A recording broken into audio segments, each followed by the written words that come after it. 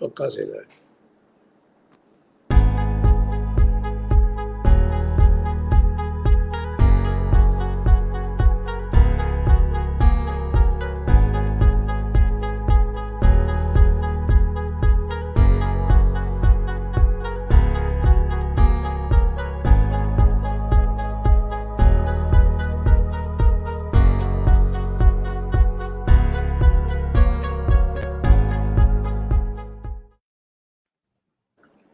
Assalamualaikum warahmatullahi wabarakatuh. Ahlan wa sahlan kepada semua ahli panel kita. Yang pertama Ustaz Muhammad Nizam. Ahlan wa sahlan Ustaz ke program kita malam ni. Move Forward siri 1 tajuk Chinese New Year sambutan agama atau kebudayaan. Alhamdulillah. Okey Ustaz. Ada di mana tu Ustaz? Di rumah, baru balik surau. Oh ya kak, okey. Sorry mengganggu tengah malam Ustaz. Okey, sekarang Isyak lewat sini kan? Ya. Okey, dan panel kedua kita Datuk Muhammad Chan Abdullah yang merupakan pengasas rangkaian Restoran Muhammad Chan. Ahlan wa sahlan Datuk bersama anak anda Datuk Nik. Dan yang ketiga ahli panel kita Saudara Teo Ansiang. Assalamualaikum Teo Ansiang.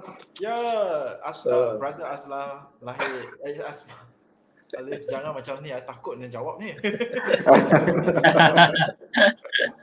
Okey, Teo Ansiang merupakan aktivis MyCare kemanusiaan yang telah banyak bergiat dan alhamdulillah banyak menulis buku dan artikel-artikel yang disiarkan dalam akhbar-akhbar Cina. Terutama lately, alhamdulillah. Jadi malam ni programnya adalah program siri pertama 2021 yang kita bawakan dari page Pemuda Amanah Wilayah Persekutuan, iaitu yang dinamakan program Move Forward, yang mana kita akan bersiaran insya-Allah sebulan sekali. Mungkin lebih kerap bergantung kepada isu ataupun sambutan yang ada. Jadi malam ni kita ada 3 panel yang setiap panel akan ditanya ataupun dihidangkan dengan soalan-soalan yang berbeza berdasarkan latar belakang yang berbeza. Jadi sebelum saya mulakan sesi pertama kita, saya ingin buka malam ni dengan beberapa perkara, iaitu yang pertama step ataupun cara pengendalian pada malam ni. Iaitu yang pertama, kita akan ada 2 siri ataupun 2 sesi. Iaitu sesi yang pertama saya akan tanya soalan kepada panel 1, 2 dan 3, dan soalan kedua kita akan ada siri kedua untuk tanya soalan 1, 2 dan 3 kepada 3 panel. Dan pada sesi yang terakhir kita akan buka dan bacakan daripada soalan-soalan penonton yang kita akan bawakan pada malam ni untuk dijawab oleh panel yang spesifik ataupun bersesuaian dengan soalan-soalan tadi. Itu kaedah yang kita akan gunakan pada malam ni. Cuma di sela-sela masa kemungkinan akan ada persoalan-persoalan di antara ahli panel. Kita tak ada rigidkan soalan hanya daripada moderator ataupun host. Kita akan buka juga kepada ahli panel untuk bertanya sesama ahli panel untuk mungkin ada soalan-soalan yang datang ataupun yang berdasarkan background ataupun latar belakang yang berbeza ini. Okey. Itu yang pertama. Yang kedua, mungkin saya ingin memperkenalkan lebih lanjut ketiga-tiga panel kita pada malam ni. Iaitu yang pertama Ustaz Dr. Muhammad Nizam, yang tidak asing lagi. Rasanya ramai kita biasa melihat Ustaz dalam kaca TV, dalam siri-siri Tanyalah Ustaz dan sebagainya. Jadi kita bawakan pada malam ni bersesuaian dengan latar belakang pengajian Ustaz untuk menjawab beberapa soalan yang berkaitan dengan agama Islam, larangan dan kebolehan dalam flexibility dalam agama kita, insyaAllah. Dan yang kedua, Datuk Muhammad Chan, yang merupakan orang kaya yang sekarang ni telah membuka rangkaian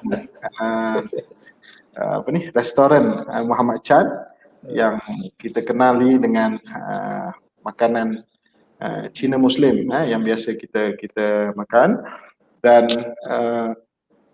kita akan membicarakan dengan Datuk Muhammad Chan ni berkenaan dengan pengalaman beliau sebelum dan selepas memeluk Islam, apa yang disambut, apa yang tidak disambut, dan apa yang boleh, apa yang tidak boleh. Dan saudara Teo Ann Siang, satu-satunya panel malam ni yang belum Islam ataupun non-Muslim pada malam ni yang akan bercerita tentang sambutan kebudayaan ataupun agama yang ada dalam masyarakat Cina, yang mana kita boleh bincangkan bersama kesesuaiannya untuk disambut, untuk diraikan, ataupun ada larangan-larangan yang tertentu yang menyebabkan kita sebagai Muslim tidak dapat meneruskan sambutan tersebut. Jadi itu sedikit yang saya ingin mulakan. Jadi kita malam ni tak kena kalau kita mulakan daripada panel pertama tentang hukum dan sebagainya. Lebih baik kita bercerita dulu dengan panel yang ketiga. Saya mulakan dengan panel yang ketiga untuk mengetahui apakah sejarah dan latar belakang sambutan Chinese New Year. Jadi saya silakan saudara Teo Ann Siang. Pertama kali terima kasih kepada Brother Azman Alif untuk dan Budak Amanah atas jemputan, dan saya juga kena ucapkan selamat sejahtera kepada Ustaz Muhammad Nizam dan Datuk Muhammad Chan dan Datuk Nick Chan untuk bersama malam ni. Saya share sikit lah. Saya bukan pakar budaya Cina. Pakar saya bukan dalam tentang kebudayaan Cina, tapi saya boleh share sikit lah asal usul untuk menyambut Tahun Baru Cina ni. Secara ringkasnya ada dua. Satunya ialah yang banyak orang lebih tahu ialah ini adalah Chinese Lunar punya kalender hari pertama. Oleh itu kita masuk tahun yang baru lah. Contohnya tahun ini ialah tahun lembu ataupun New Year kita panggil tahun ni. Oleh itu ini asas satu lagi asal usul kedua ialah pada dulunya mereka percaya ada satu raksasa panggil Nian, nama dia Nian lah, raksasa itu Nian. Dia mencerobol ke satu kampung Cina di masa dekat China. Oleh itu dekat penduduk-penduduk di sana dia kena halau Nian itu. Ini adalah asal yang dongeng sikit dah tentang asal usul menyambut Tahun Baru Cina. Mereka macam mana nak halau Nian ini, raksasa panggil Nian? Mereka akan guna mercun, mereka akan guna letak barang yang berwarna merah ataupun guna gong, tarian singa, tarian naga dan bunyi yang sangat meriah untuk menghalaukan Nian ini keluar. Oleh ini secara ringkasnya ini adalah dua asal usul lah yang mengenai Tahun Baru Cina yang kita menyambut sampai hari ini. Terima kasih. Ya. Okey, terima kasih diucapkan kepada saudara Teo Ann Siang. Sepertinya ada dua peristiwa ataupun dua silsilah jalan cerita yang menyebabkan berlakunya sambutan Chinese New Year ataupun lebih spesifik ia berkaitan dengan Tahun Baru Cina berkaitan dengan kalender lunar. Okey. Itu kita dengar daripada saudara Teo Ann Siang. Ya. Mungkin satu soalan yang saya nak tanya lagi saudara Teo Ann Siang adalah berkaitan dengan sambutan-sambutan tadi masih lagi diamalkan ataupun diteruskan oleh masyarakat sekarang kan? Ya, dia masih diteruskan oleh sekarang. I boleh jelaskan sikit lah. Contohnya ada beberapa upacara lah. Kita panggil sambutan lah tahun baru Cina. Pertamanya ialah makan besar. Makan besar ialah hari sebelum kita masuk tahun baru. Kita akan makan besar lah. Pada masa yang sama, mungkin di golongan komuniti Cina, kita akan menyembah kepada nenek moyang itu pada hari itu. Contohnya hari itu tahun ini hari sebelum Chinese New Year pertama, pada hari Jumaat tahun ni. Oleh itu kita akan minggu lepas lah, Jumaat ialah hari pertama, dan kita akan makan besar pada hari sebelum hari pertama tu. Maksudnya kita akan makan besar pada hari Khamis. Kalau dekat rumah pagi mak akan panggil I pergi beli sikit barang yang vegetarian punya untuk menyembah kepada nenek moyang. Pada masa itu akan menyembah sikit lah bagi nenek moyang. Dan lepas tu kita akan makan besar lah. I punya rumah moden sikit, walaupun makan besar cuma 3 orang saja. Tahun ni lebih sikit 4 orang.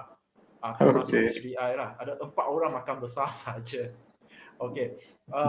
Ini kita akan makan besar. Lepas tu dekat rumah, and then kita akan mereka panggil sosui. Kita akan lambat tidur. Kita akan tunggu sampai hari keesoknya. Maksudnya akan masuk ke tahun baru. Pada masa tu. Oleh itu, I rasa dia banyak persamaan dengan sambutan Hari Raya. Tahun Baru Cina kita akan pakai baju baru juga, kasut baru untuk meninggalkan yang tak baik atau yang kotor ke tahun yang lepas. Ke tahun baru kita akan menyambut yang baik, yang baru untuk menedahkan masa depan yang lebih cerah lah. Macam maksud tu.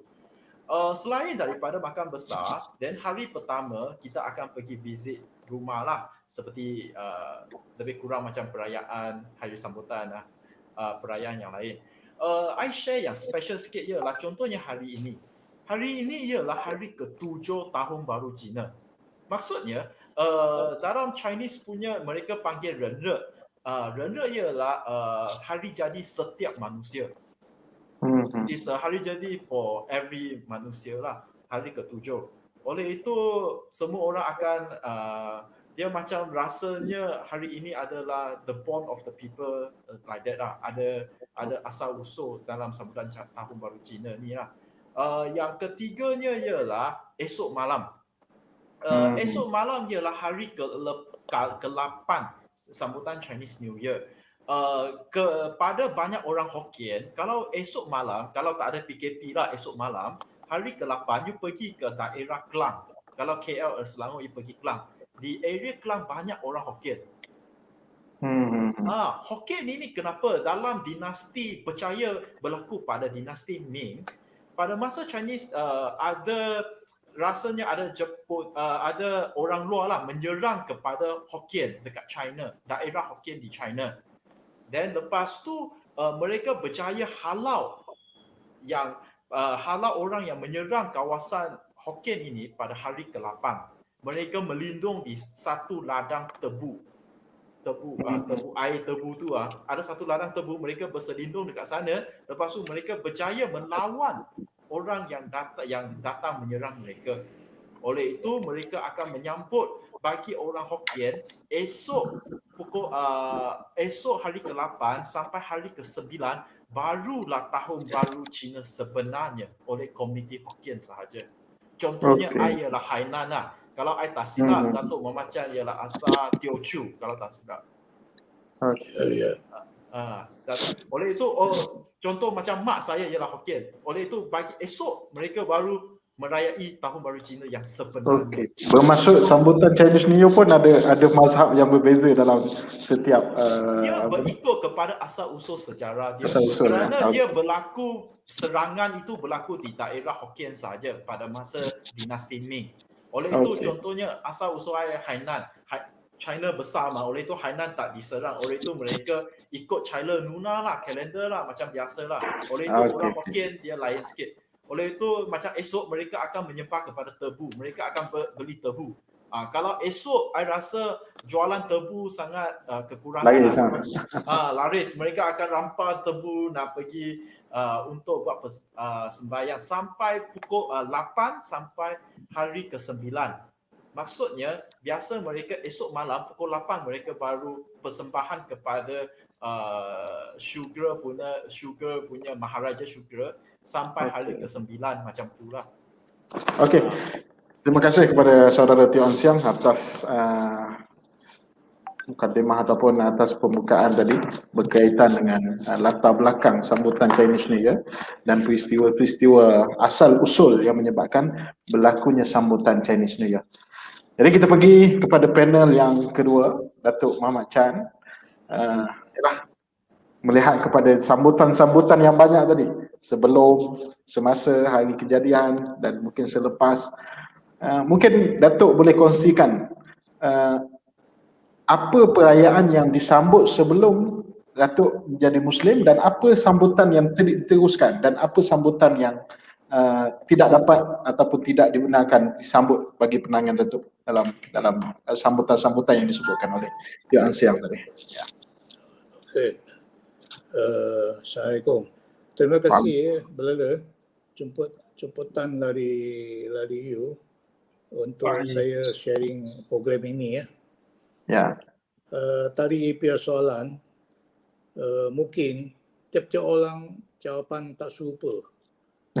Saya tidak ada apa-apa beza jawapan. Pasal 10 tahun sebelum saya masuk Islam, saya sudah celebrate Chinese New Year, tidak ada kaitan dengan any religion. Macam sembahyang lah. Ya. So, saya celebrate Chinese New Year, saya jemput kawan-kawan makan besar dengan bawa keluarga, pergi jalan-jalan makan angin, enjoy the New Year mood. Itulah biasa. I mean sampai tahun ini pun sudah lupa juga. Tapi tahun ini tak boleh pergi jalan-jalan lah. So, saya pun melawat saudara-saudara, abang saya dan adik saya sebelum Islam. Sampai saya sekarang seorang Islam. Kawan-kawan dengan abang saya, adik saya pun sangat hormati bertasang saya sebagai seorang Muslim. So beside Chinese New Year, saya pun ada celebrate lain punya festival, contoh macam Chang Festival, itu Tanglong Festival. Pasal festival is our traditional budaya, bukan agama. That's why kita keep on, kita ikut balik kita punya panggil budaya to celebrate our festival. Itu. Okey, terima kasih Datuk Muhammad Chan. Mungkin saya nak tambah satu soalan tadi. Yalah, sebelum antara aktiviti ataupun sambutan yang dilaksanakan macam makan besar malam sebelum perayaan Chinese New Year dan sebagainya kan. Macam mana Datuk sendiri nak menyesuaikan diri dalam sambutan-sambutan tu dalam kita faham sebahagian daripada orang-orang Cina ni biasanya makanan dari segi penyediaan makanan dan sebagainya yang mungkin datang daripada sumber-sumber yang non halal kan. So dalam situasi tersebut macam mana Datuk sendiri nak menghadapi perkara-perkara tersebut dan nak menyesuaikan diri untuk meraihkan majlis tersebut? Itu makanan lah. So as tadi saya cakap, 10 tahun sebelum saya Islam, saya suka makanan semua halal. Sampai ini hari. That's why saya cakap saya tak ada apa-apa beza. So tapi during itu Chinese New Year, kita suka buat steamboat makan. Steamboat. Itu jam saya jemput abang saya, adik saya ke rumah saya sekali. Kita silaturahim, kita makan sekali, enjoy itu New Year mood sampai malam. Okey, terima kasih kepada Datuk Muhammad Chan atas penerangan tadi. Maksudnya tak ada beza yang ketara dalam sambutan yang dilaksanakan sama ada sebelum Islam ataupun selepas memeluk agama Islam. Okey, kita berpindah kepada panel yang pertama tadi, panel yang ketiga iaitu Ustaz Ahmad Nizam. Ya, kita maklum Ustaz melihat kepada jalan cerita silsilah ataupun background sambutan Chinese New Year tadi dan sambutan-sambutan yang dilaksanakan dan juga peristiwa-peristiwa yang berlaku. Jadi pada pandangan Islam apakah pemisahannya antara keharusan dan larangan dalam suatu sambutan perayaan itu sendiri? Sebab kita tengok tadi dia seolah macam ada kepercayaan tertentu yang disambut yang menyebabkan berlakunya sambutan tersebut. So mungkin Ustaz boleh terangkan.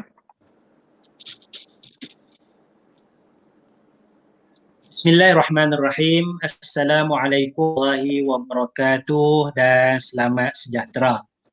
Terima kasih pengurusi majlis yang dihormati Datuk Muhammad Chan, yang dihormati Saudara Teo dan semua penonton dengar. Moga-moga mendapat rahmat daripada Allah Subhanahu wa taala. Dalam Islam ni satu masa ada satu hadis lah ya, satu hadis di mana Nabi Muhammad sallallahu alaihi wasallam berada di bumi Madinah. Bila mana berada di bumi Madinah, Nabi Muhammad melihat masyarakat Islam di sana meraihkan berseronok dua itu. Ada 2 hari perayaan ya, perayaan itu. Nabi Muhammad sallallahu alaihi wasallam bahawa Allah telah mengganti bagi kamu 2 hari yang kamu sambut itu dengan 2 hari yang lain, iaitulah hari raya Idul Fitri 1 Syawal dan hari raya Idul Adha 10 Zulhijjah. Jadi maknanya selepas daripada itu sahabat-sahabat Nabi ya, umat Islam ketika itu mereka tidak lagi menyambut perayaan yang dulunya mereka sambut, dan mereka hanya menyambut hari raya Idul Fitri dan hari raya Idul Adha. Tetapi kalau kita melihat dari sudut bangsa ya, dari sudut bangsa, saya tidak melihat apa-apa halangan untuk kita meraihkan bangsa kita. Kita nak meraihkan tahun baru ya. Kalau orang India mungkin dia nak meraihkan tahun Tamil New Year ya. Kalau orang Iban dia ada hari Gawai, hari Menuai dan sebagainya. Itu perayaan bangsa ya, hari berseronok pada bangsa-bangsa yang tertentu. Tetapi di sini ya, asnya ialah bagaimana letak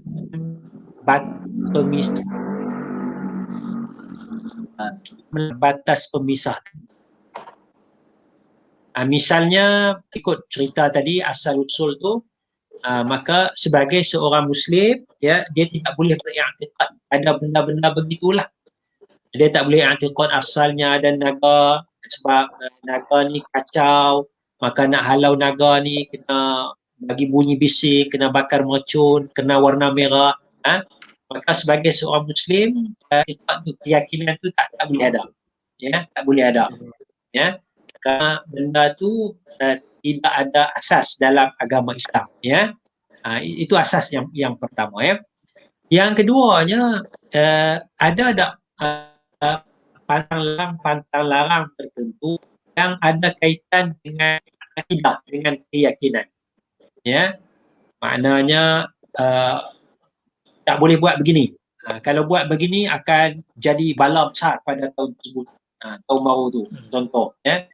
Jadi kalau ada keyakinan itu, maka keyakinan itu juga tidak dibenarkan dalam Islam ya. Begitu juga kita kata tarian singa ya. Kalau tarian singa ya, kita dari sudut budaya, kita nak seronok, nak bergembira ya. Islam tidak ada halangan. Silakan. Misal katalah saya seorang Cina, saya nak buka kedai, maka saya nak buat tarian singa. Pasal apa buat tarian singa? Saya nak bagi meriah, nak bagi seronok, nak tarik perhatian orang. Maka ketika itu hukumnya adalah harus. Tetapi kita kata kedai, saya nak buat singa. Buat tarian singa. Bila saya buat tarian singa, pelanggan akan datang lebih ramai, ya, akan ada barakah daripada tarian singa ini. Maka dalam Islam tak boleh keyakinan macam tu. Jadi kita nak akidah tu, nak jaga keyakinan yang seperti itu. Jadi saya melihat banyak perkara-perkara yang baik dalam sambutan tahun baru Cina ini. Ya, misalnya kita kata makan besar. Makan besar ni maknanya dari sudut menghubungkan hubungan keluarga, bonding, ya, relative bonding, ya, hubungan kekeluargaan tu. Maknanya kalau kita duduk dekat, okeylah kita selalu berjumpa. Tapi mungkin ada yang duduk di Sabah, ada yang duduk di Johor, ibu bapa parent berada di Selangor, ya, nak jumpa tu susah, maka tahun baru Cina kebetulan cuti, dan hari itulah hari yang besar bagi masyarakat Cina. Jadi sebagai seorang Muslim, dia menyambut pasal apa? Pasal inilah keluarga berkumpul ramai-ramai. Nak eratkan, nak bertanya khabar. Ya. Jadi maknanya kalaulah seorang Cina tu dia tidak beragama Islam, jadi dia sambut tahun baru Cina yang makan besar, keyakinan dia lah, kerana ada omnya, ada barokahnya dan sebagainya, keyakinan dia sebagai seorang yang tidak beragama Islam. Tapi kalau Chinese Muslim, dia balik, ya, sempena tahun baru Cina, kerana apa? Kerana hubungan keluarga, menggembirakan ibu bapa dan sebagainya. Dan kalau budaya, ya, misalnya sebesar tu, kalau mungkin nak menyembah istilah kepada nenek moyang. Kalau seorang Muslim mungkin tak sesuai lah kita kata menyembah nenek moyang. Kita kata menghormati nenek moyang. Menghormati nenek moyang, kita berada depan gambar dia, ni datuk kita, ni susur galur kita menghormati, ingat kepada dia. Ya. Jadi upacara lebih kurang sama, ya. Yang non-Muslim dia menyembah nenek moyang istilahnya, tapi bagi seorang Muslim dia menghormati nenek moyang. Jadi kita sesuaikan. Maknanya tak ada masalah, boleh duduk bersama, makan bersama, makanan tu halal dan sebagainya. Makanan tu siapa masak pun tak ada masalah. Ya, non-Muslim masak tak ada masalah. Yang penting pastikan makanan ayam sembelih elok, halal dan sebagainya sama-sama, jadi lagi erat hubungan tu. Jadi secara ringkasnya, Islam tidak memutuskan hubungan keluarga, ya. Islam tidak memutuskan hubungan keluarga, dan kita boleh sesuaikan sambutan bangsa kita ni, apa bangsa sekalipun. Fokus kita bangsa Cina pada malam ni, kita sesuaikan dengan prinsip dalam agama Islam. Okay. Terima kasih Ustaz atas penerangan yang diberikan. Saya boleh simpulkan satu perkataan, iaitu Islam tidak mengharamkan sambutan tersebut, tapi bergantung kepada tujuan sambutan yang kita sambutlah. Jadi kita jangan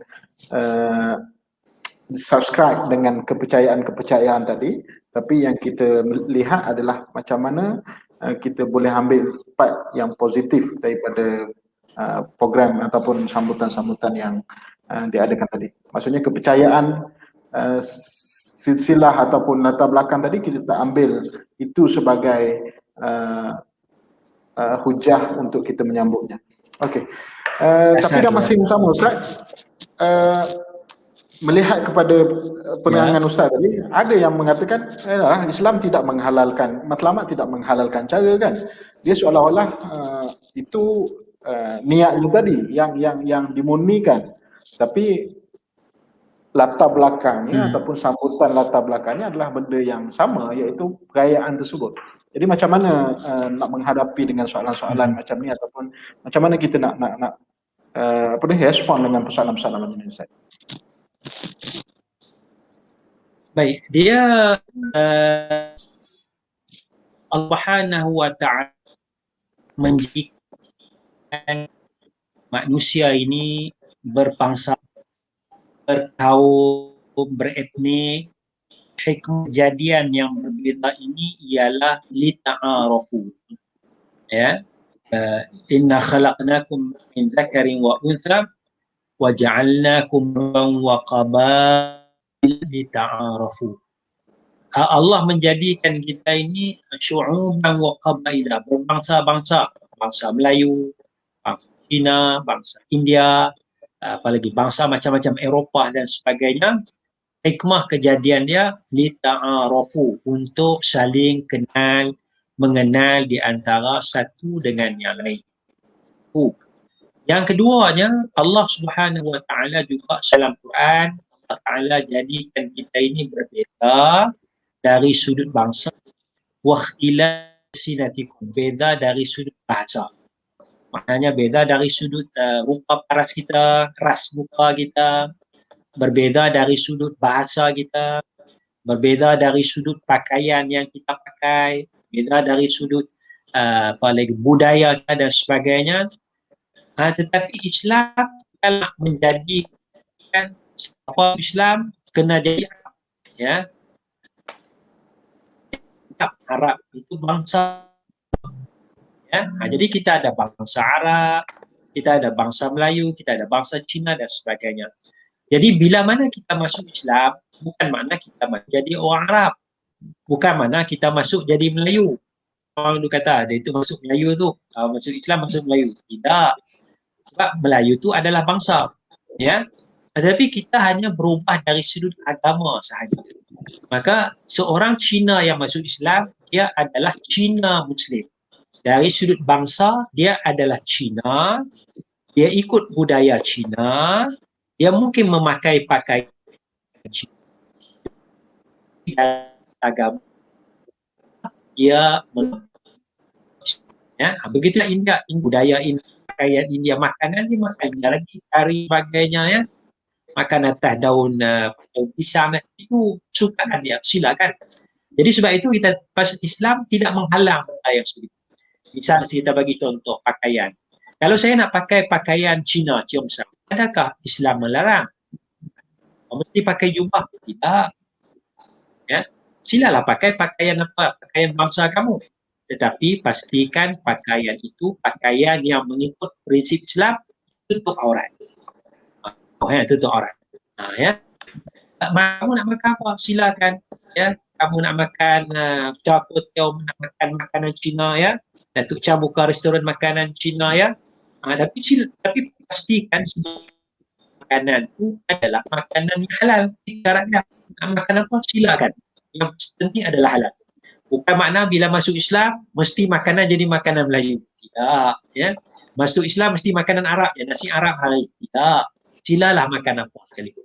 Maka kalaulah perayaan bangsa itu, ya, kerana dia bangsa, cuma kita nak jaga, kita nak murnikan jangan bertentangan dengan agama Islam, ya.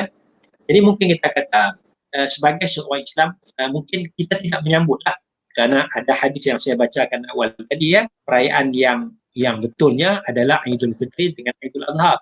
Tapi kita sebagai seorang Cina Muslim, kita ada keluarga yang ya, dan inilah masa untuk dengan keluarga kita, ya. Jadi kita balik tu atas dasar hubungan keluarga, ya. Dasar hubungan keluarga. Kita nak berkabar, kita nak berseronok, even ya, kita nak ziarah, kita nak ucap, kita nak tenangkan ahli keluarga kita yang masih hidup ni, ya, supaya bersabar. Kita nak uruskan kematian ahli keluarga kita walaupun berbeza agama. Semua itu diharuskan dalam Islam. Okey Ustaz, terima kasih atas penerangan tadi yang cukup jelas kepada kita bahawa Islam tidak menghalang kita untuk menyambut sebarang perayaan, kebudayaan, kaum dan sebagainya. Kita beralih kembali kepada panel yang kedua, iaitu Datuk Muhammad Chan. Ya, Datuk mungkin ada pengalaman daripada dua fasa yang berbeza tadi. Jadi mungkin Datuk sendiri tak ada halangan dan sebagainya dalam nak mendepani sambutan kebudayaan dan aktiviti-aktiviti tadi. Tapi mungkin Datuk boleh kongsikan kepada kita semua dan penonton semua mungkin cabaran-cabaran di peringkat keluarga sendiri dalam menerima keadaan apabila Datuk sendiri daripada seorang non-Muslim kepada Muslim, dan kebimbangan mereka dalam hal-hal kebudayaan tadi yang menyebabkan mereka merasa sangsi dengan apa yang boleh dan apa yang tak boleh. So mungkin Datuk boleh kongsikan. Selamat. 讲家人对你的又是怎样？可能你哥哥啊那种。 Saya macam saya dan keluarga, abang saya seorang apa panggil Buddhism, dan dia seorang vegetarian sudah lekat 30 tahun. Saya lagi adik cousin saya dia orang Kristian, dari dia orang since dari dia orang kecil sampai sekarang. So saya punya keluarga ala Kristian, ala Buddhism, sampai saya sekarang Islam. Oh, very happening ya. Semua sekali. Kita macam festival besar, kita pun kumpul sekali. Kita tak kira you orang Islam ke, you orang Kristian ke, tak ada. Kita langsung tak ada cakap ini. Macam dia orang kahwin pun Kristian, saya pun fikir. Ya, bila kita keluarga macam saya kadang-kadang tiap-tiap tahun saya ada celebrate, saya birthday, dia orang pun datang. Ya, kita macam satu keluarga.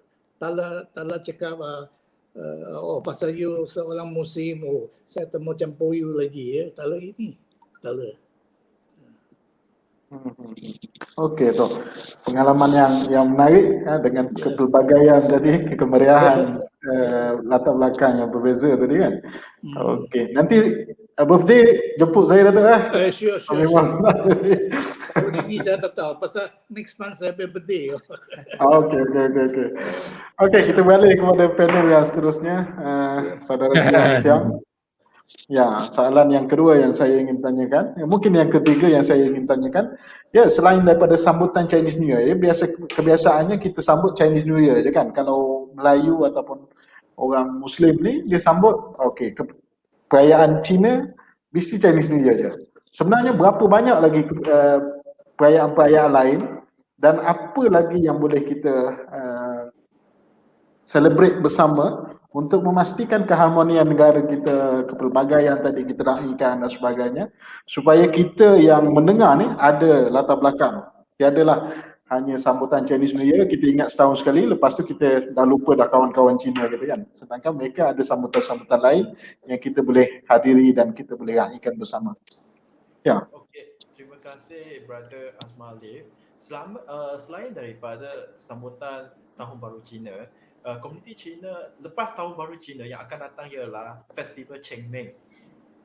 Chengmeng ialah Chinese komuniti Cina akan pergi ke kawasan perkumpulan komuniti Cina untuk merayaikan nenek moyang lah.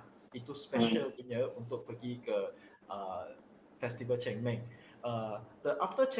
Selepas Chengmeng, Chinese community akan menyambut Tuan Wu Jie. Mereka akan makan dumpling lah, dumpling ya. Zhang Festival. Zhang Festival lah. Itu adalah asal usul sejarah, bukan dari ada sembahyang lah. Ini asal usul sejarah ialah dulu ada satu pegawai tinggi atau bendahara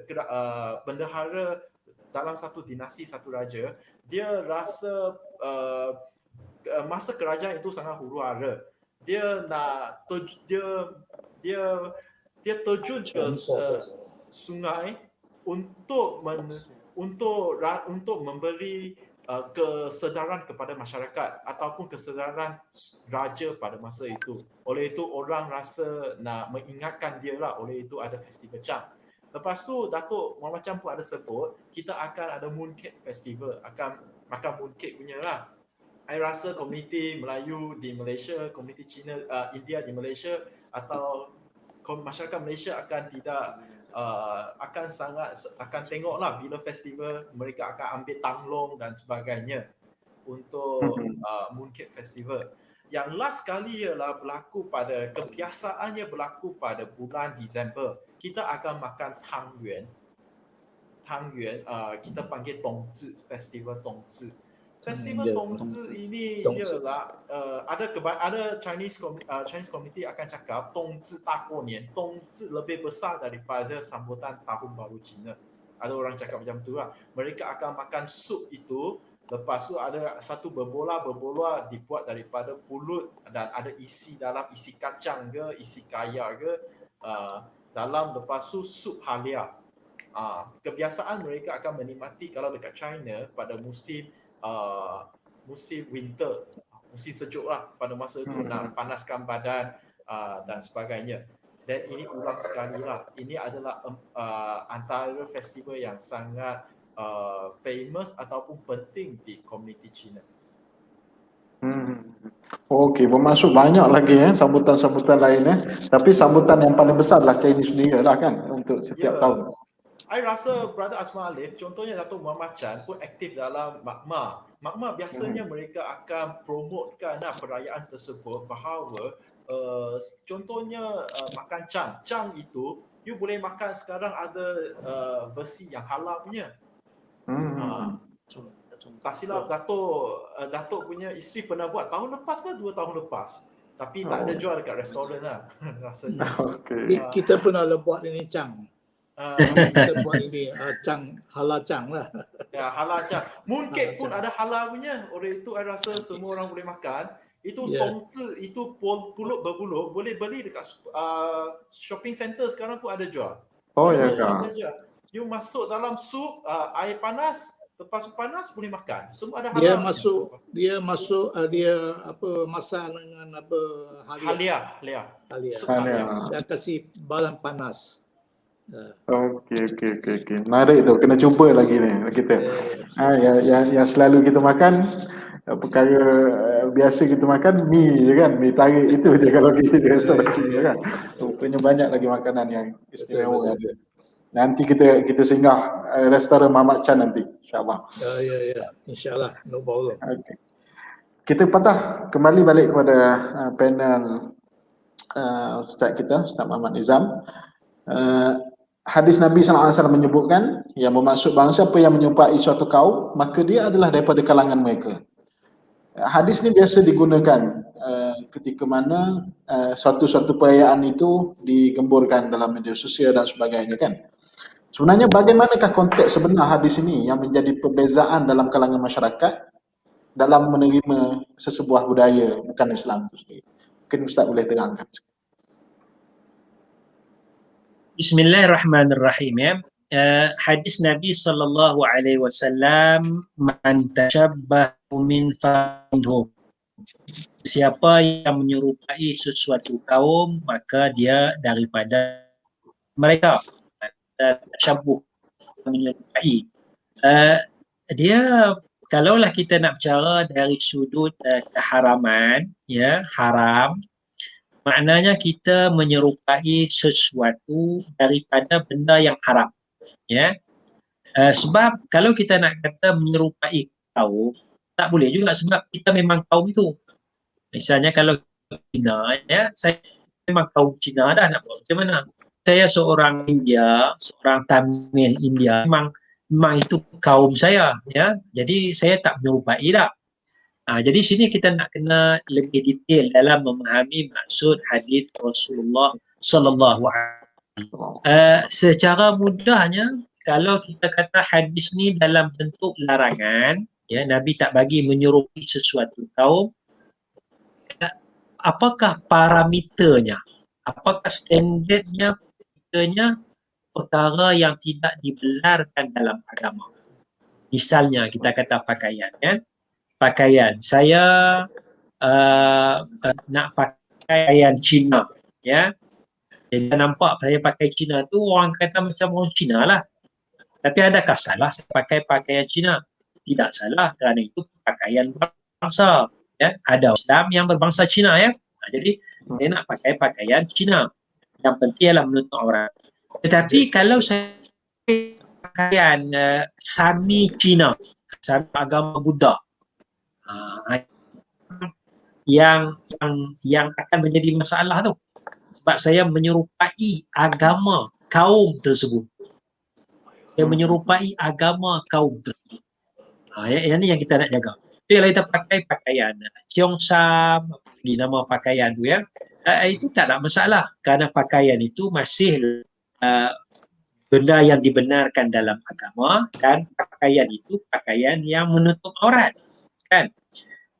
Jadi bila kita pakai pakaian Sami Buddha itu mungkin masuk dalam larangan hadis ni. Sekali orang tengok ini Sami Buddha ke apa, sebab orang tengok dari sudut tasyabuh pakaian. Jadi jangan cepat sangat kita nak hadis dengan konteks yang salah. Saya ingat dulu, ya, masa saya mengaji pondok lah, ya, saja mengaji pondok, adalah 2-3 bakal semua lah, ya, pondok ni. Saya tanya kita main ni, sepak takraw ni pakai kain pelikat, kat tengah, kenapa kita tak pakai seluar? pakai seluar. Kenapa tak pakai seluar? Bila kita nak main bola ni, nak sepak akar dalam kawasan pondok tu. Maka 2-3 abang, bukan semua 2-3 abang dia kata, oh tak boleh, dia kata pakai seluar ni pakaian orang kafir. Kita orang Islam tak boleh tasyabuh, tak boleh menyerupai orang kafir. Jadi orang kafir pakai seluar panjang, kita tak boleh pakai seluar panjang. Saya tepuk kepala, salah. Ya, hadis Nabi betul tapi salah. Tak boleh pakai. Sedangkan berapa ramai ulama pakai seluar, ya. Nabi pun ada sebut dalam riwayat orang perempuan pakai seluar, Allahul Musarruf. Moga-moga Allah merahmati wanita yang pakai seluar panjang. Ada riwayat hadisnya. Jadi bagaimana nak faham konteks hadis? Contoh, kita pakai tabuh katalah pakaian gay, ya, pakaian gay. Kita pun pakai lambang pakaian gay, ada fashion gay. Kita buat macam tu. Itu tasyabuh. Gay tu haram. Bila kita tasyabuh, kita bagi macam tu, itu yang orang akan tengok gay ni. Pakai gay kan subang sebelah kan. Subang lah tu gay tu. Kita pun lelaki pakai subang sebelah. Orang tengok, jadi orang kata kita gay. Yang pertama, nampak orang cantik dah. Yang lelaki pakai subang. Betul tak? Pakai subang tu gaya. Ini lambang seorang gay. Ya, orang homoseks. Itu yang tasyabuh yang tidak dibenarkan. Tapi bila kita kata seorang sebagai contoh cerita, saya ingat hadis Nabi. Ada satu hadis Nabi memberi pesan, la tusaddiqu ahlal kitab wa la tukadzibu. Hadithu an Bani Israel wala haraja. Ceritakan daripada Bani Israel. Jangan kata mereka tipu, jangan kata mereka benar. Ceritalah, cerita apa pun. Ini kata Bani Israel, Israeliat tu. Ceritalah. Tapi jangan benarkan, jangan dustakan. Jadi kita boleh bawa cerita, orang Cina dulu dia percaya masa ni ada naga kacau. Betulkah cerita tu? Wallah. Kita kata itu wallah wa'ala. Cerita. Ya. Cerita sekadar saja. Ya, sekadar cerita sahaja. Ya, mana isi masa kita cerita lama tu. Cerita kita kata cerita kancil lah. Kancil dengan buaya, ya, kancil nak makan buah ni. Betul ke? Benda tu berkancil. Wallah, kita kata itu cerita. Ya, ada itu je lah. Jadi asas dia ada dalam hadis Nabi kata ceritakan daripada Bani Israel apa sekalipun kamu ambil lah. Tapi jangan kata benar, jangan kata dusta. Tengah-tengah sahaja. Ya. Jadi kita lebih kepada bonding. Ya, lebih kepada bonding keluarga dan itu budaya bangsa dan kita jaga prinsip agama Islam. Wallahualam. Okey. Terima kasih Ustaz atas penerangan yang jelas tadi, bahawa aktiviti kebudayaan yang perlu ataupun yang boleh kita sambut ini mesti berlandaskan kefahaman yang jelas, bukan ikut-ikutan dan bukan sembrono dan sebagainya. Okey, kita telah sampai ke pusingan yang ketiga, iaitu kita mengambil soalan-soalan daripada pendengar-pendengar kita yang telah mengirimkan soalan. Soalan pertama ni saya ingin tujukan kepada Datuk Muhammad Chan. Saya bacakan. Dulu as a kid, kita sering menziarahi jiran orang Cina yang sambut raya Cina di rumah. Tetapi sekarang kurang dan hampir tidak ada remaja bangsa lain yang kunjungi jiran pada musim sambutan. Apakah mesej atau cara untuk galakkan remaja-remaja sekarang untuk menziarahi ataupun take part dalam sambutan, sebab sekarang ada stigma untuk ziarahi rumah orang-orang Cina yang sambut raya Cina? Maksudnya sekarang ni ada stigma tentang kita tak boleh sambut dan sebagainya kan, dan kita pun remaja sekarang pun dah jarang saling berkunjungan antara rumah Cina. Kalau dulu saya masa kecil dulu, saya rasa sebalik kalau pada diri saya lah, Dulu kalau sambutan Chinese New Year ni ataupun sambutan Tahun Baru Cina ni, kita takut nak pergi. Dan kita risau dengan sambutan tu. Satu sebab mercun tadi lah. Yang keduanya sebab ini mesti ada hantu ke apa kan. Itu kepercayaan kita dulu kan. Tapi sekarang kita rasa kita happening bila kita boleh pergi bersama ziarah kawan-kawan kita dan sebagainya. Tapi persoalan ni mungkin pengalaman dia berbeza. Dulu dia rasa ramai orang Cina, remaja-remaja yang bukan Cina ni pergi ke rumah orang Cina bila ada sambutan. Tapi remaja sekarang dia macam ada barrier ataupun gap untuk hadir atau untuk pergi ziarah kepada kawan-kawan ataupun lawat kepada kawan-kawan yang non-Malay tadi. 印度人计划的可怜的，可怜的。不止过年了， Tapi ini semua mindset tu yang pasal kita tak kira apa bangsa, kita Cina ke Melayu ke India ke lain bangsa ke, we are Malaysian here, so kita semua kawan. So bila kita nak pergi visit siapa-siapa pun, shouldn't be any problem. To me, saya melawat siapa-siapa saya pun fikir. India saya pun fikir, sampai even foreigner saya pun fikir visit dia orang. So tak lah, Masya Allah. So tak lah fobia ini, kira-kira tak lah fobia. Macam tadi Ustaz cakap, macam dulu orang cakap wala hantu ke apa, itu tak ada, langsung tak ada. To me, no problem. Okey, soalan yang kedua saya ingin tanyakan kepada saya nak tambah sikit. Ya, Ustaz. Teruskan, Ustaz. Dah sikit. Ustaz Isma, saya ingat masalah ziarah sekarang ni bukan masalah kaum yang berbeza. Jiran ni, anak-anak muda sekarang ni pun, bahkan orang tua pun ni tak pernah ziarah dah jiran, walaupun hari raya Idul Fitri sebelum PKP lah. Saya duduk satu tempat, nak kata anak muda datang ziarah anak jiran, selang 4-5 buah rumah, datang ustaz, nak meraya, tak ada juga. Kan? Satu agama tu, hari raya. Kan? Bila hari raya sembelih korban, yang buat korban tu ramai. Tapi yang datang nak sembelih tu, yang nak lap lembu apa semua tu, yang buat korban tu, keluarga dia tak datang cakap pinggang je. Cakap tengok lembu kami dah sembelih ke belum? Kami nak ambil daging dah. Kan, 1/7 tu. Kan, tapi tak sama-sama tolong. Jadi sekarang ni dia macam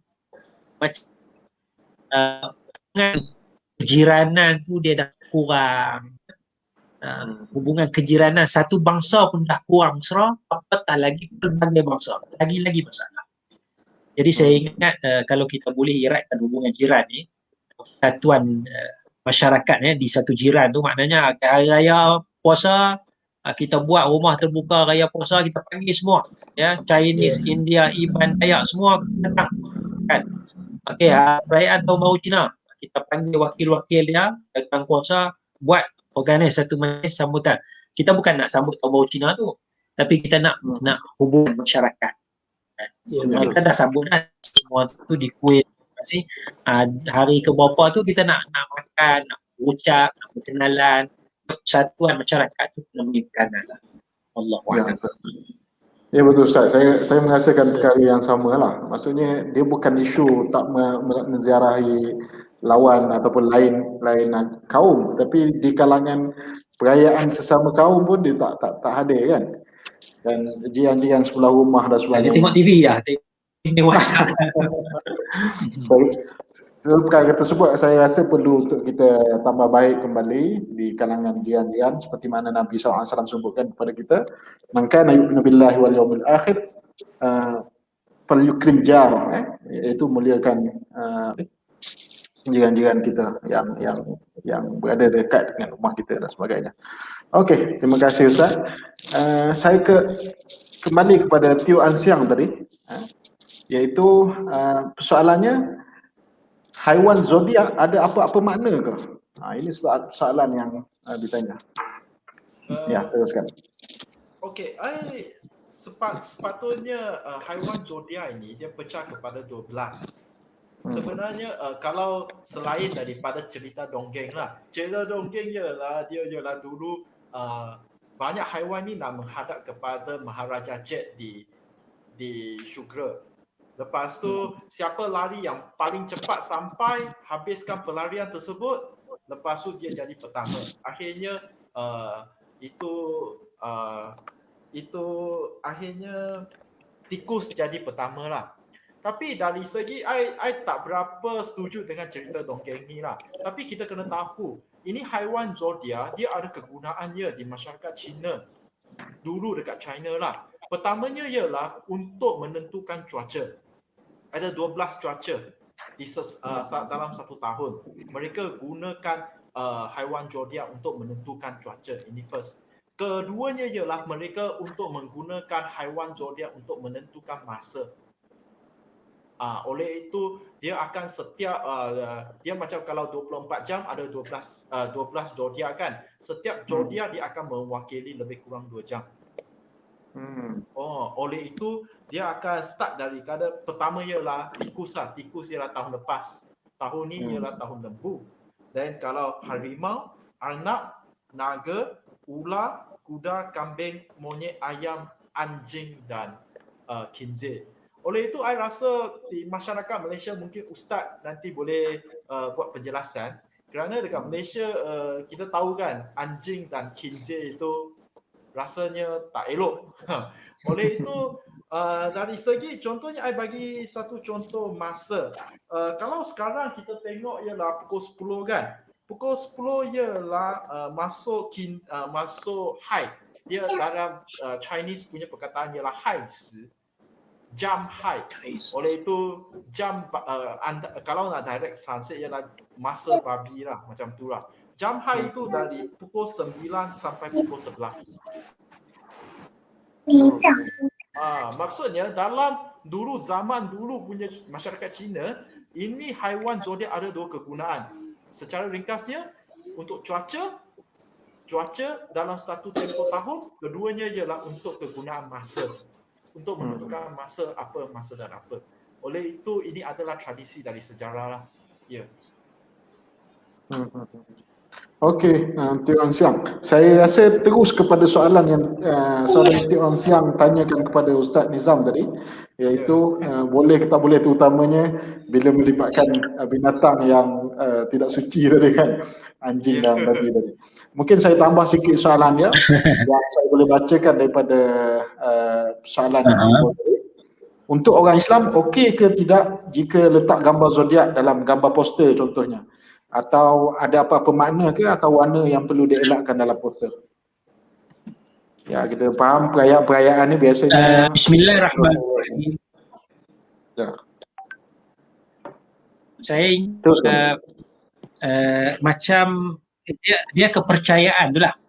Kepercayaan tu yang penting dalam tu. Kalau kita letakkan gambar binatang tu kerana saya boleh berikan keuntungan kepada kita, kalau kita letakkan gambar poster tu dia boleh mudarat, yang tu yang benarkan dalam Islam, ya.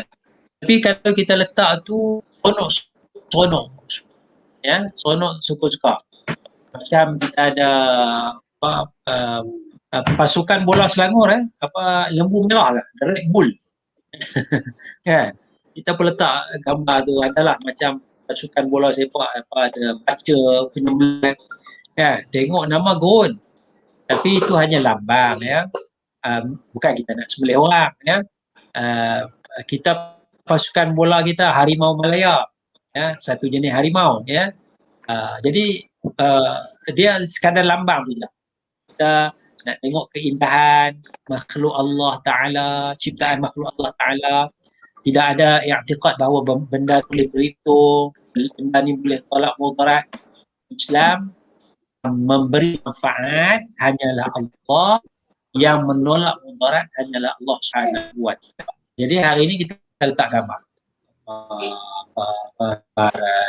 tikus, kita tukar pula gambar babi, ya. Mungkin fobia sikit lah bagi orang Melayu Islam ni gambar babi tu. dia sekadar gambar je lah, ya. Bahkan babi itu pun disebut di dalam Al-Quran Karim khizir, dan Allah Ta'ala mengharamkan makan babi, makan daging babi, ya. Tengok babi, Allah Ta'ala tak haramkan, ya. Kita nak lukis gambar babi, Allah Ta'ala tak haramkan, Islam tak haramkan. Makan tu tak boleh, ya. Tengok boleh, ya. Nak lukis boleh, nak bercakap pasal babi boleh, ya. Kita perangai babi, jenis-jenis babi, semua itu tidak diharamkan dalam agama Islam. So dia punya i'tiqad tu nak jaga. Kenapa kamu letak ni? Oh, gambar ni, dia memberi keuntungan. Itu yang tak boleh. Ini pasal apa letak? Saja sonok-sonok kan, sonok-sonok, ya. Nak mencari kawan, bila dia tengok gambar babi ni, dia mudah nak kawan dengan kita. It's okay lah. Wallahualam. Okey. Okey, jazakallah kepada Ustaz. Terima kasih atas penerangan. So, patah balik iaitu bergantung kepada niat ataupun kepercayaan kita lah kan dalam nak meletakkan sesuatu tadi. Okey, kita sudah sampai 3 round dan jam juga menunjukkan 10.16 minit. Lebih kurang 1 jam kita bersiaran. Jadi terakhir sekali mungkin saya boleh round kali terakhir untuk kata-kata akhir daripada setiap panel. Saya mulakan dulu daripada Teo Ann Siang. Di sini saya mengucapkan terima kasih kepada pihak penganjur dan panelis-panelis yang lain. Contohnya Datuk Muhammad Chan, Datuk Nik Chan dan Ustaz Muhammad Nizam. I rasa dekat Malaysia, Chinese punya sambutan Chinese, malangnya dekat Malaysia, kita bertumpu dekat komuniti Cina sahaja. Mungkin dekat bagi komuniti Melayu ini adalah satu hari cuti lah, musim cuti saja untuk komuniti bukan Cina. Saya rasa benda yang sama berlaku kepada bila hari raya puasa ataupun bulan Ramadan. Bulan Ramadan bagi Cina ialah bulan ada banyak pasar malam dalam satu bulan. And then dalam musim bahasa hari raya bagi Chinese punya community ialah ini musim raya, nak balik kampung ke nak keluar. Tapi I share satu situasi dekat Malaysia lah. Satu Malaysia dekat community Cina, masyarakat Cina yang baru punya pemikiran yang baru ialah bila Chinese New Year sampai, dia akan melancong ke luar negara. Maksudnya dia mengelakkan festival. Ini adalah ada satu sentimen yang sangat baru. In Chinese kita panggil Pik Nian. Dia contohnya sudah nak makan besar, tahu bahawa Cina sudah sampai, dia akan melancong ke luar negara. Dia elakkan sambutan ini. Di China, negara China dia pun akan berlaku perkara tersebut. Kerana sepanjang tahun kerja penat-penat, tak ada peluang untuk melancong. Oleh itu bila perayaan ini sampai, ini adalah kali dia orang melancong. Oleh itu bagi secara persendirian, I rasa ini sudah kita mengelakkan peluang untuk merapatkan silaturahim lah antara ahli keluarga ke atau saudara mara. Ini adalah satu sentimen atau satu keadaan yang berlaku sekarang di masyarakat Cina. Oleh itu tahun ini I rasa sangat unik sikit. Semua orang terpaksa duduk dekat rumah, terpaksa di kalangan masyarakat sahaja. Oleh itu I rasa setakat ini banyak saudara mara kita terpaksa untuk duduk dekat rumah dan menyambut dengan kalangan yang terdekat sahaja. Oleh itu I rasa Chinese New Year menyambut selama 15 hari. Oleh itu sampai Cap Gome mah. Oleh itu I sekarang mendorong atau mencadang kepada komuniti Cina yang lain, you boleh menggunakan peluang ini untuk menyambutkan bersama dengan komuniti bukan Cina. Contohnya bila Chinese New Year, I akan bawa oren, I akan bawa makanan sikit yang halal, I sikit ke office untuk sharing kepada rakan-rakan Muslim, rakan-rakan Melayu dan sebagainya. I juga akan jemput bagi sikit hadiah kepada jiran-jiran dan sebagainya untuk tanda-tanda kita menyambutkan tahun atau perayaan.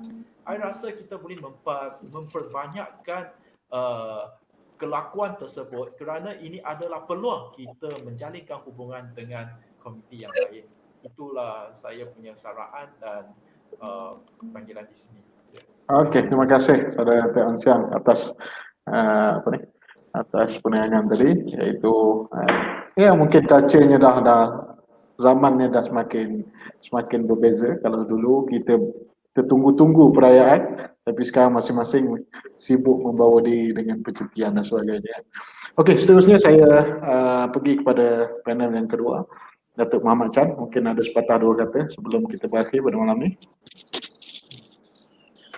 对，就是关于过年啊那种啊，是一个传 Oh, ini apa festival, actually festival dengan apa agama is totally different.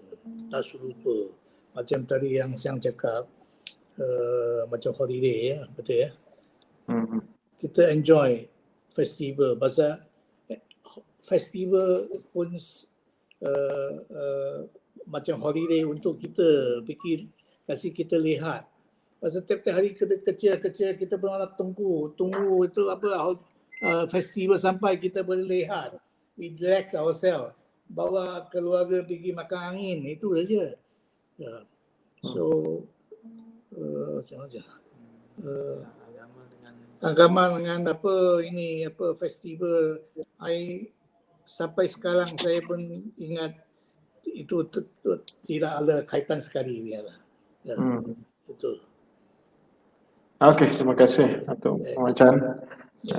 Bahawa pengalaman Datuk sendiri kan dengan latar belakang yang sebelum Islam dan selepas Islam, tak ada perbezaan yang ketara dalam perayaan tersebut ya. Okey, seterusnya kepada panel terakhir kita, Ustaz Muhammad Nizam. Mungkin ada sepatah dua kata sebelum kita berakhir. Ya, saya serahkan.